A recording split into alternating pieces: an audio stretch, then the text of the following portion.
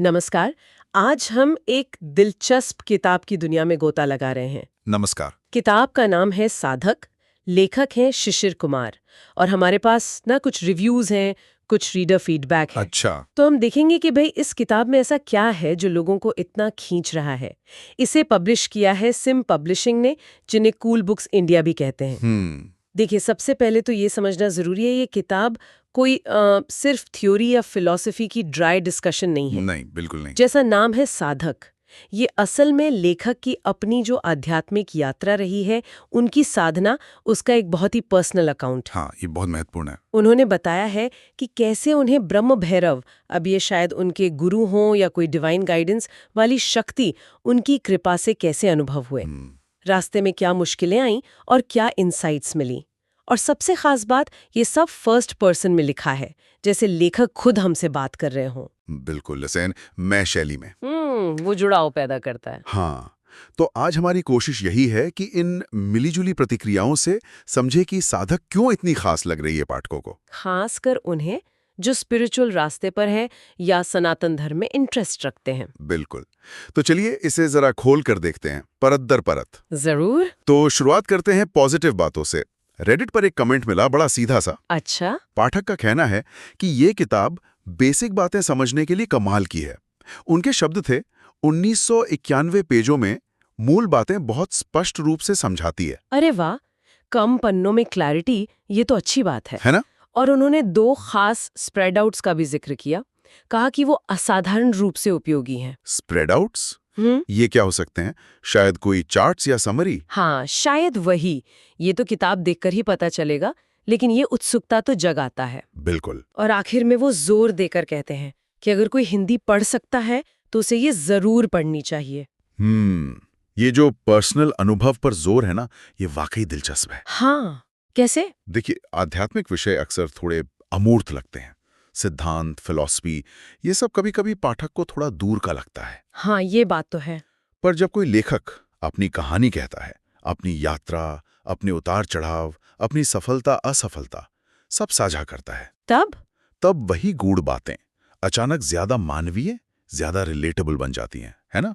वो सिर्फ जानकारी नहीं रहती, वो एक अनुभव साझा करना बन जाता है। सही कहा, पाठक सिर्फ पढ़ नहीं रहा होता, वो एक तरह से साथ चल रहा होता है उस यात्रा पर। बिल्कुल। कहानी से जुड़ना हमेशा आसान होता है, तथ्यों से ज्यादा। और शायद इसीलिए इसे इतना पसंद किया जा रहा है। एक और रीडर का कमेंट इसी तरफ इशारा करता है। अच्छा, क्या कहा उन्होंने? उन्होंने लिखा कि उन्हें उम्मीद है ये किताब हिंदू धर्म या सनातन धर्म को समझने के लिए उनकी आधारशिला बनेगी। फाउंडेशन स्टोन, ये तो काफी बड़ा दावा है। हाँ, एक किताब को, वो भी जो एक पर्सनल यात्रा पर बेस्ड हो, उसे पूरे धर्म को समझने का आधार मान लेना, ये किताब के असर के बारे में बहुत कुछ कहता है। हाँ, ये आधारशिला वाली बात, ये सोचने पर मजबूर करती है। मतलब अगर हम इसे थोड़ा और गहराई से देखें, हाँ। तो सवाल उठता है कि एक व्यक्तिगत कहानी इतनी फाउंडेशनल क्यों मानी जा सकती है? क्यों? शायद शायद इसलिए कि ये अमूर्त सिद्धांतों को एक जीते जागते अनुभव किए गए यथार्थ में बदल देती है। अच्छा, मतलब थ्योरी को प्रैक्टिकल बना देती है? हाँ, कुछ वैसा ही।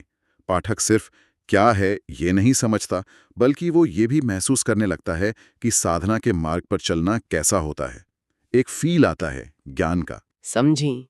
और ये उस रिव्यू से भी जुड़ता है जिसमें कहा गया था कि किताब सनातन धर्म और साधना के मूल सिद्धांतों को सरल शब्दों में समझाती है। हाँ, वो क्लैरिटी वाली बात। तो यहाँ एक तरह का संगम है, व्यक्तिगत अनुभव की गहराई और समझाने की सरलता। ये कॉम्बिनेशन बहुत पावरफुल हो सकता है। खासकर आध्यात्मिकता जैसे निजी विषय के लिए। बिल्कुल। हाँ, ये संगम वाकई शक्तिशाली लग रहा है। अनुभव की सच्चाई और समझाने की सरलता। लेकिन हर कहानी में कुछ पेचीदगियां होती हैं, है ना? हाँ, अक्सर होती हैं। जहां एक तरफ पाठक क्लैरिटी और पर्सनल स्टाइल की तारीफ कर रहे हैं, वहीं कुछ ने भाषा को लेकर एक अलग अनुभव बताया है। अच्छा, भाषा को लेके क्या? ये हमें रिव्यूज में बताई गई संभावित सीमाओं की ओर ले जाता है, और वो है शब्दावली का मुद्दा। Okay, vocabulary. एक पाठक है जो हिंदी पढ़ सकते हैं, पर उन्होंने एक सवाल पूछा। मैं वैसे ही बताती हूँ जैसे लिखा था अंग्रेजी में। I can read Hindi but some words are too pure, so can you refer to a dictionary और सोर्स फॉर सच वर्ड्स। मतलब हिंदी आती है पर कुछ शब्द ज्यादा ही शुद्ध या कच्चे लगे। हाँ, इतने कि उन्हें समझने में दिक्कत हुई और लगा कि डिक्शनरी देखनी पड़ेगी। ये दिलचस्प है, विरोधाभास जैसा है ना? एक तरफ सरल शब्दों में स्पष्ट व्याख्या की तारीफ, और दूसरी तरफ शुद्ध शब्दों से समझने में मुश्किल। ये वाकई एक अहम सवाल उठाता है, पहुंच और गहराई के बीच संतुलन का। बिल्कुल, एक्सेस वर्सेस डेप्थ। इस पाठक की टिप्पणी से ऐसा लगता है कि किताब में शायद ऐसी हिंदी का प्रयोग है जो रोजमर्रा की बोलचाल से थोड़ी अलग है, शायद ज्यादा औपचारिक या संस्कृतनिष्ठ, जिसे क्लिष्ट हिंदी भी कह देते हैं कभी-कभी। हाँ, कह सकते हैं। अब इसके कई पहलू हो सकते हैं। हो सकता है लेखक ने वो शब्द जानबूझकर चुने हों। क्यों? क्योंकि शायद वो आध्यात्मिक कॉन्सेप्ट्स को ज्यादा सटीक रूप से व्यक्त करते हों।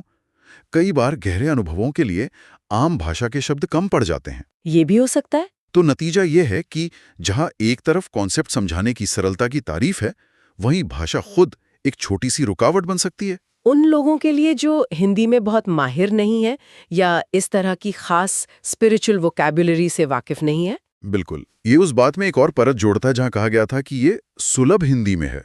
मतलब सुलभ शायद विचारों के स्तर पर हो, पर भाषा के स्तर पर शायद उतनी नहीं। हाँ, शायद सबके लिए नहीं। ये दिखाता है कि किसी गहरे विषय पर लिखते समय भाषा चुनना कितना मुश्किल हो सकता है। गहराई भी रखनी है और ज्यादा से ज्यादा लोगों तक पहुंचना भी है। बिल्कुल, ये हमेशा एक चुनौती भरा संतुलन होता है। बिल्कुल, ये संतुलन साधना वाकई मुश्किल है। तो फिर इन सब बातों का निचोड़ क्या निकालें?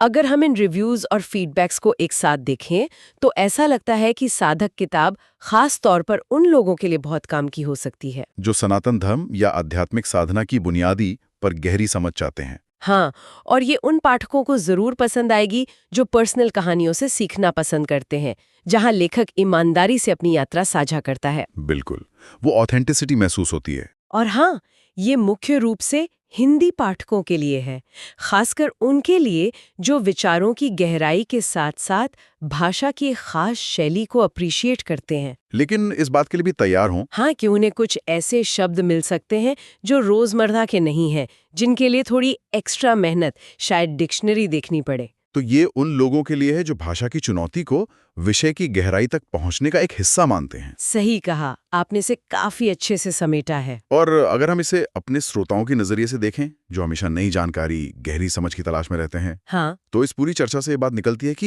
ये किताब सिर्फ जानकारी नहीं दे रही। अच्छा, और क्या कर रही है? ये पर्सनल गवाही और फाउंडेशनल ज्ञान का एक अनूठा मिक्सचर पेश करती है। ये आध्यात्मिकता को सिर्फ एक बौद्धिक चीज या नियमों के समूह की तरह नहीं देखती, बल्कि एक जीते जागते अनुभव किए जाने वाले रास्ते के तौर पर पेश करती है। किताब का नाम ही साधक है, पर ये इन्हीं से निकलता है। देखिए, किताब में पर्सनल अनुभव पर जोर है और भाषा की एक खास शैली भी है, जो कुछ के लिए रिच हो सकती है, कुछ के लिए चैलेंजिंग। बिल्कुल। तो सवाल ये है कि ऐसी किताब से जुड़ना उसकी संभावित भाषाई चुनौतियों के बावजूद किसी व्यक्ति की अपनी समझ या उसके अपने आध्यात्मिक अभ्यास पर उसके चिंतन को कैसे और गहरा कर सकता है। इंटरेस्टिंग सवाल है। क्या भाषा की ये चुनौती ही पाठक को विषय के साथ और ज्यादा गहराई से जुड़ने पर मजबूर करती है? सोचने वाली बात है। ये सिर्फ किताब पढ़ने के बारे में नहीं है, बल्कि उस अनुभव से अपने अंदर क्या बदलाव आता है, उसके बारे में सोचने का एक न्योता है, चाहे किसी की पृष्ठभूमि या भाषा का स्तर कुछ भी क्यों ना हो।